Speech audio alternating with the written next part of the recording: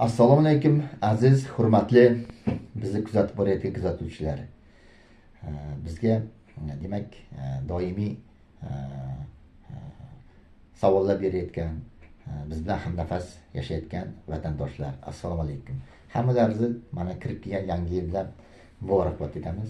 Yangi yilda sizlarga avvalambor mahkam sihat salomatlik, bor kasalliklardan to'liq tuzalib ketish va demak o'sha 2025-yilda erisha olmagan yutuqlarga, orzu havaslaringizga 2026-yilda oson yetishlaringizni biz tilakdoshmiz.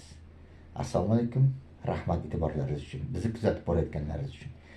Bu yangi yildagi videomizni keyingi oylarda, bir necha oyda ko'plab bizni kuzatuvchilardan tushgan savollarga demak atab tayyorlaganman. Bu ilgaridan o'zi menda fikrda tayyor, lekin sizlarga qanaqa formada uzatishdi, sizlar savollaringizga qarab men o'z videomni tayyorlayman. O'zi aslida fikrda bor, lekin qanday formada, qanday oson, tushunishlik, sodda tilda yetkazib berishdi, demak sizlar savollaringiz bizga dalda, turtki bo'ladi. Rahmat savollaringiz uchun. Kutib qolaman savollaringizni. Demak, bugungi videomizda qanday bitta gapga keltirsak, qanday nomlash mumkin? Reaktiv writer, siydik yo'llari, jinsiy organlar, infeksiyalardan keyin paydo bo'ladigan artritlardan, ikkilamchi artritlardan to'liq tuzalish mumkinmi, yo'qmi? Demak, savol shunday. Reaktiv artrit bo'lgan, ya'ni eski nomi writer artriti bo'lgan siydik yo'llari, jinsiy organlar infeksiyalar natijasida paydo bo'ladigan surunkali artritlardan tuzalish yo'li bormi, yo'qmi? Demak, siydik yo'llari va jinsiy organlar infeksiyalardan kelib chiqadigan, bog'liq bo'lgan artritlarni orodental artritlar deyiladi tibbiyotda. Bulardan tuzalish mumkinmi mutlaq? Butun tuzalish, mutlaq tuzalish mumkinmi? Mumkin. Nimaga shunday bo'lmayapti? Nimaga keyingi yillarda orodental, siydik yo'llari va jinsiy organlar infeksiyadan keyingi artritlar ko'payib boryapti? Bular xronizatsiya bo'lyapti. Agar ruscha so'zda ishlatsak, surunkалashib borishi kuzatib boryapti. Nima uchun shunday? Kirish so'zida men aytmoqchiman shuni. Birlamchi bo'g'im, tibbiyotning birlamchi bo'g'imi, oilaviy poliklinika, markaziy poliklinikalar bilan xususiy klinikalar farqi yo'q. Urologlar, ginekologlar, infeksionistlar, revmatologlarning baham jihat birga ishlashining yo'qligi oqibatida umumiy hisobga olishning yo'qligi sifatida ittifoq vaqtida bor edi. Bir-biriga uzatishdi bemorni, bir-biriga ma'lumot berib uzatishdi yo'qligi sababli bir-birini har bir mutaxassis, urolog bo'lsin, ginekolog bo'lsin, infeksionist, revmatolog bu infeksiya bilan shug'ullanadigan davosi bemorga berayotgan bir-birini to'ldirish kerak. Bir-biriga qarama-qarshi emas, bir-birini to'ldirib borish kerak. Uning uchun bu mutaxassislar bir-biriga ma'lumotni to'g'ri yetkazib, bir-biri bilan maslahatlashib ishlash kerak. Afsuski, keyingi mana shu 20 yilda, keyingi yillarda bunday bir-biriga mos holda bir-birini to'ldirib, bir-biridan maslahatlashib, bu mutaxassislarda orodental, siydik yo'llari, jinsiy organlar infeksiyadan keyingi artritlar davolashda bir-biriga baham jihat ishlashi yo'qligi oqibatida ayniqsa o'rta yoshdagi, 50 yoshdagi, 40 yosh, 30 yoshdagi, 20 yoshdagi yoshlarimiz surunkalashish natijasida bu kasalliklarning surunkali artritlar ko'rinishida asosiy infeksiyaning asoratlari ko'rinishida bu artritlar, bu infeksiyadan keyingi artritlar, bu infeksiyalar asorat hisoblanadi. Ya'ni generalizatsiya deymizmi, asoratlashuv hisoblanadi. Shunday azizlar, bu kirish so'zi edi. Ana endi 3 ta asosiy muammo bor. Orodental, siydik yo'llari, jinsiy organlar infeksiyasidan keyin artritlar shakllanishida va surunkalashishida davo topmasligida 3 ta muammo bor. Birinchi muammo diagnostika muammosi. Diagnostika muammosini qisqa tushuntiraman. Buni ilgari ham ko'p aytib o'tganman. Buni hamma tushunish kerak. Bu qiyin narsa yo'q. Biz buni 3-kursda, 4-kursda demak studentlarga, vrachlarga, shifokorlarga biz tushuntiramiz. Qiyin narsa yo'q. Hozirgi kunda xlamidioz, ureoplazmoz ikkita infeksiya. Hujayra ichida yashaydigan ikkita infeksiya. Ko'proq xroninizatsiyaga olib keladi. Demak, o'tkir ko'rinishi vaqti bo'lganda ayollarda va erkaklarda, yigitlarda aniqlanganda davolashda oxirgacha olib bormaslik oqibatida yoki chala davolanish oqibatida, demak, bu surunkalash olib boradi. Ya'ni 3 oy va undan ziyod, 12 hafta va undan ziyod artritlik ko'rinishlar berishi, qayta berishi bu surunkalash haqida ma'lumot beradi. Demak, diagnostikada nima diagnostika qiyin? Diagnostika qiyin joyi yo'q. Ayollarda mazok olinsa, demak, shilliq qavatlardan, ajranlardan olinsa, qonda tekshirishda farqi yo'q. Ikki xil tekshirish qilinadi. Birinchi mikroskopik mazoklar olinishi, ikkinchi bu tushunarli holat bakterioskopik. Qondagi tahlil yoki asos tahlil ikkita ko'rinishda bo'ladi. Bu polimernaznotipnaya reaksiya, PCR ajratmalarni aniqlash mumkin qonda ham. Ya'ni o'sha xlamidioz ureoplazmozning DNKsiga qarshi bo'lgan antitella aniqladi. Ya'ni bu infeksiya organizmda bormi, yo'qmi? Bu birinchi. Keyingisi IFA, immunofluorescent analiz. Bu qondagi antitellalar. Bu birlam tashxisdan kerak, keyinchalik davoning effekti uchun katta ahamiyati bor. Aniq tashxis qo'yishga keyinchalik dinamikada ahamiyati yo'q. Faqat organizmning qarshiligini ko'rsatadi. Birinchi bor qonda demak bor bo'lsa, organizm ishlab chiqqan antitella immunoglobulinlardir. AMG, ko'proq MG. Immunoglobulinlar. Demak, IFA va PCR. Undan tashqari ikma ham olish kerak. Ya'ni passiv. Qaysi antibiotiklarga ta'sirchanligi. Demak, diagnostika shunday ekan. Diagnostikani ko'proq ginekologlar, urologlar qilishadi. Undan tashqari biz revmatologlar ham qilamiz. Artrit bersa, bo'g'imlarga bersa va bu demak aniqlangandan keyin o'sha agar uylangan bo'lsa, doimiy ayoli bilan birga davolanish kerak. Erkak ayol kishi bo'lsa, erkak ayol o'zining halol jufti bilan, demak, jufti bilan xotin birga davolanish kerak. Nega deganda, qayta yuqishi reinfeksiya deymiz. Qayta yuqishi juda ham ko'p uchrab turadi. Buni biz ko'rganmiz. Davolanayotgan vaqtda ham ikkalasi birga baravariga diagnostikadan o'tib, tashxisdan o'tib, tekshirishdan o'tib, qiyin emas tekshirish. Bir necha soatda ayon bo'ladi va davolar tayinlanishi kerak. Agar qayta bu xuruj berayotgan bo'lsa, unda ikkishga ham olinadi. Birdan ham ikkishga olinishi mumkin, qayta xuruj bergandan keyin ham sistit ko'rinishda, uretritlar, sistitlar ko'rinishda, siydik yo'llarining yallig'lanishlari ko'rinishda ko'p qaytalanib turadi. Shunda ikkishga ham olish mumkin, makroskopik tekshirishga ham, ayollardan mazok ko'rishga ham olinadi va PCR IFA qilinadi. Aralash ajratmalarni ham qilish mumkin, PCRni qonda ham aniqlash mumkin. Farqi yo'q. Maqsad tashxis qo'yishda. Diagnostikani gaplashdik. Demak, jufti bilan birga davolanish kerak. Ana endi ikkinchi muammo nima? Ikkinchi muammo bu davoda. Azizlar. Bu tashxis qo'yilgandan keyin kim davolaydi? Bu tashxis qo'yilgandan keyin birinchi agar ayol kishi bo'lsa, ginekolog davolaydi. Erkak kishi bo'lsa, urolog, infeksiyani o'zini. Murakkab jarayonda agar reinfeksiya, xlamidioz, ureoplazmozdan birga va boshqa infeksiyalar birga kelsa, unda infeksiya qo'shiladi. Baham jihat asoslanadi tashxisga, ekishga, mazokka, PCR, IFAga va antibiotik beriladi. Asorotlashmagan hollarda bitta antibiotik bilan davolanadi. Asorotlashgan holga 2-3 ta antibiotik bilan davolanadi. Bular standartlar ko'rsatilgan. Antibiotiklar to'xtab o'tmaymiz. Antibiotiklar birinchi liniya, birinchi qator va ikkinchi qator antibiotiklar qo'llanadi. Demak, ayollarga ginekolog, erkaklarga urolog va infeksionist. Agar boshqa infeksiyalar bilan birga bo'lsa. Ana endi qachon revmatolog davolaydi?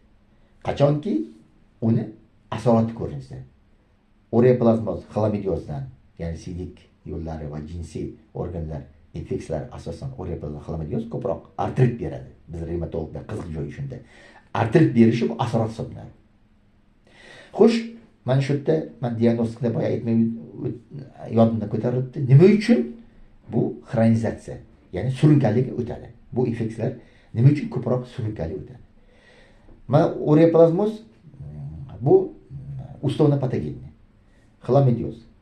Bular qachon, nima uchun surunkali o'tadi? Nega deganda shilliq qavat tagiga kirib oladi bular. Vaqtda to'liq davolanmasa. Va keyingi yillarda aniq bo'ldi, limfat tubullarda joylashib oladi. Va organizm immunitet xususan pasayganda o'zini xurujini beraveradi. Lekin o'sha biz yuqorida aytib o'tgan tahlil tekshirishlar aniq hujayra ichida parazitlarni bu mikroblar yashasida bakteriyalar baribir buni aniqlash qiyin emas. Diagnostikasi qiyin emas. Davolashi uzoq davom etadi. Demak, 21 kun, 43 kun har xil antibiotikalar beriladi va davolash davomida tahlillar olinadi. Xuddi shunday, demak, 6 oy mobaynida bir necha marta olinganda bu agar surunkali bo'lsa 1 yil davomida demak aniqlanmasa tuzalgan hisoblanadi. Ana endi bo'g'imlarga artrit berganda nima bilan farq qiladi qolgan artritlardan? Misol uchun qolgan reaktiv artritlardan, osteoartritdan, uni asorati artrozdan, reumatoid artritdan, reaktiv artritlar boshqa ko'rinishda nima bilan farq qiladi? Siydik yo'llari va jinsiy organlar infeksiyalari keyingi artritlar o'sha jinsiy yo'llar va siydik yo'llar infeksiyalarining xuruji bilan birga boshlanadi. Bu birinchi. Shunga bog'liq bo'ladi. Ikkinchi, katta bo'g'imlar oligartritni chaqiradi. Bitta, ikkita, uchta, 4, 5 tagacha bo'lgan katta bo'g'imlar va o'rta bo'g'imlar yallig'lanadi. Davoga tez beriladi. Agar antibiotik to'g'ri berilsa, yallig'lanish qarshi vosita to'g'ri berilsa, tez qaytadi. Destruktiv o'zgarishlar chaqirmaydi. Destruktiv bo'g'imlarda o'zgarishlar chaqirmaydi, kontraktorlar chaqirmaydi. Tez qaytadi. Agar o'z vaqtida davolansa, yillab davom etsa, albatta destruktiv o'zgarishlar ham chaqiradi. Endi bunda demak yana farqlardan biri, bu bo'g'imda sinabid suv yig'ilganda, artroskopik tekshirishlarda olingan materiallarda ham bu infeksiyaning demak qilingan analizlar bu infeksiyaning borligini ko'rsatishi mumkin. Buni esdan chiqarmaslik kerak. Demak, artritlar o'ziga xos. Mayda bo'g'imlarga o'tmaydi, destruktiv proseslar chaqirmaydi. Artrozlarga olib kelmaydi. Agarda uzoq yillab davom etmasa. Mana shunday. Qonda ham o'ziga xos IFA, PCR analizlarda xlamidioz, ureoplazmozning diagnostikasi, kasallik ko'rinishi yaqqol ayon bo'ladi. Va bemorning yoshi, kechuvi, siydik yo'llari, jinsiy organlar infeksiya bog'liqligi, ginekolog, urologning ma'lumotlari revmatologga aniq tashxis qo'yishga qiyinchilik tug'dirmaydi aslida. Revmatolog, ginekolog, urolog infeksiyani bergan davolarni ko'rib chiqadi, ko'rib chiqib qo'shimcha davolar beradi. Nima beradi revmatolog? Revmatolog yallig'lanish qarshi vositalar va kasallikning bazisli dorilar. Bazisli dorilar berish uchun qondagi yallig'lanish darajasini ko'radi va bo'g'imdagi destruktiv va bo'g'imdagi protsessni yallig'lanish darajasini ko'radi. Bo'g'imdagi, tizzadagi, son chanoqdagi, tirsak, yelkadagi kamroq, ko'proq tizza va galnostop oshiq bo'g'imlaridagi yallig'lanish darajasini ko'radi. Mahalliy yallig'lanish darajasini va qondagi. Shunga qarab bazisli dorilar beradi. Bazisli dorilar nima? Bazisli dorilar bular sitostatiklar berish mumkin. Liflamid yoki bageta dorisini berish mumkin. Sulfasalazin dorilarni berish mumkin va gidroksixloroxin, plaquenil dorilarni berish mumkin. Bundan tashqari demak o'sha piasklidin va diaflekslar ishlatish mumkin. Ma'mulda dorilar bazisli dorilar deyiladi. Ko'proq orogental artritlarda biz gormonal dorilarni ichishga yoki sistemda bermaymiz. Faqat mahalliy berish mumkin. Bu tavsiya etiladi shunday. Nega deganda gormonal dorilar siydik yo'llarda va jinsiy organlarda, to'qimlarda immunitetni pasaytiradi va sub bakteriyani qayta boshqa bakteriyalar faollashuviga va zamburug'li kasallar paydo bo'lishiga olib keladi. Shuning uchun ham biz orogenital infeksiyalar oqibatida paydo bo'lgan artritlarda sistemli uzoq muddat ichish va boshqa inyeksiyalarda gormonal dorilar tavsiya etmaymiz. Faqat mahalliy berishimiz mumkin. Mahalliy bo'g'imlarga aplikatsiyalar, ionoforiz, elektroforizlarda berishimiz mumkin. Mahalliy faqat. Mana shunday azizlarim. Demak, davo to'g'risida gaplashdik. Ana endi uchinchi muammo nimada? Eng asosiy muammolardan biri bu uni profilaktikasida. Profilaktikasi va qayta yo'qishda. Profilaktikasi birlamchi profilaktikasi tushunarli. O'sha demak, xlamidия uroplazmasi bo'lgan ayollar bilan erkaklar bilan kontakt bo'lganda bu yo'qadi albatta. Mana bu katta muammo. Nimaga deganda odamlarning demak bir-biri bilan aloqasi, kontaktga chegara qo'yib bo'lmaydi. Faqatgina o'zini himoya qilish kerak. Ya'ni bir martalik himoya vositalaridan foydalanish kerak. Afsuski, bu to'g'risida profilaktikani keng aholiga olib borilmasligi oqibatida profilaktik xlamidия uroplazmasining infeksiyaning yuqish mumkinligini jinsiy aloqada demak ommaga tushuntirish yaxshi olib borilmasi oqibatida birlamchi himoya vositalari bilan foydalanmasi oqibatida shunday bo'ladi, prezervativlar va boshqa. Endi asoratlari nimada? Mana profilaktikani tushundik. Ayol erkak birga davolanish kerak tushundik. Asoratlari nimada? Asoratlar bepushtlik. Ko'proq ayollarda. Bepushtlikka sabab surunkali xlamidия uroplazmasi. Ikkalasini birga borishi, alohida borishi. Erkaklarda ham bo'lishi mumkin, kamroq, lekin ayollarda bepushtlikka, bolani tushib qolishiga, bolani rivojlanmay qolishidan ko'ra bepushtlikni berishi ehtimoli katta. Azizlarim, mana shunday, demak, bugungi videom juda ko'p vaqtdan beri menda pishib yetilib kelgandi fikrimda, lekin qanday yetkazib berishdi bilmay yurardim. Keyingi vaqtda tushgan savollaringiz bunga menga dalda bo'ldi, turtki bo'ldi. Demak, tuzalishi mumkin. Xlamidия uroplazmasi, ya'ni jinsiy yo'llar va yo'llar infeksiyasi juda qadimiy yillardan beri ma'lum. Mana shu framillar boshqalarning demak mumiyalari tekshirganida biz aniqladik. Demak, ilgaridan odamda bor bu infeksiya. Bu infeksiyalarning antibiotlar bo'lgan ta'sirchanligi ham juda yuqori. Faqat qaysi antibiotlar berishligini surunkali agar qaytalayotgan bo'lsa, ikish jarayonida bu infeksiyalarni aniqlab olamiz va aniq qilib azizlarni beramiz. Aniq qilib berganda infeksiya tez forig' bo'ladi. Lekin qayta tekshirish kerak. Ma'lum vaqtda 2 hafta, 1 oydan keyin tekshirish kerak. Ilgari qadimda piragenlar ishlatilardi. Qayta kasallikni qo'zg'ash uchun. Hozir unaqa emas. Demak, 2 hafta, 1 oy, har sezonda 3 oydan keyin qayta tekshiriladi. Surunkali bo'lsa 1 yil davomida tekshirilib, baham-jihat urolog, ginekolog, infeksionist va revmatolog bo'g'imga bergan bizlar. Revmatolog ham birgalikda bir-biridan ma'lumotlarni olib, baham-jihat hisobdan olib tashlaydi. Bemor tuzalgani haqida ma'lumot beradi. Lekin bemor qayta yuqishdan forig' bo'lishni o'zini asrash kerak. Birlamchi, bir martalik asrash demak yo'llarini tutish kerak. Shuning uchun azizlarim, nafaqat ayol erkak o'z juftlarini ham sog'lom saqlashga harakat qilish kerak. Bu kelajak uchun juda zarur. Demak, buning asoratlari ko'p. Hali biz to'g'ridan-to'g'ri ko'rinishdagi asoratlar aytyapmiz. Ko'rinishdan tashqari bo'lgan asoratlari ham bor. Har xil erkak ayolda.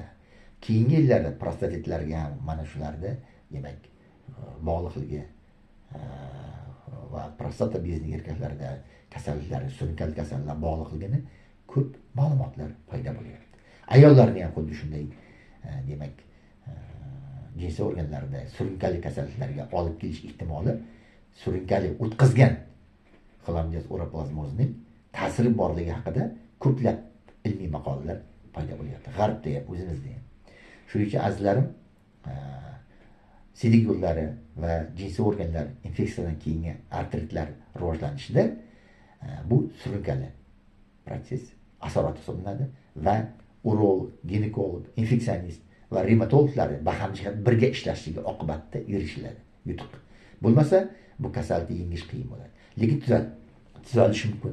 Menda hali bironta ham tuzalaman deb kelgan odam, ishtiyoq bilan kelgan odam, bemor orogenital siydik yo'llar, jinsiy organlar infeksiyasiga bog'liq bo'lgan artritdan tuzalmagani yo'q, hammasi tuzalgan.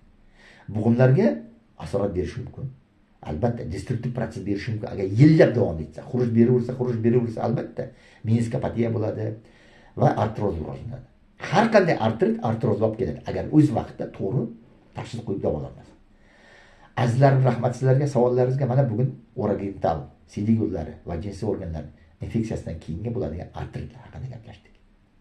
Rahmat savollaringiz uchun. Savollar kutib qolaman. Albatta bizga juda ham menga savollaringiz kerak.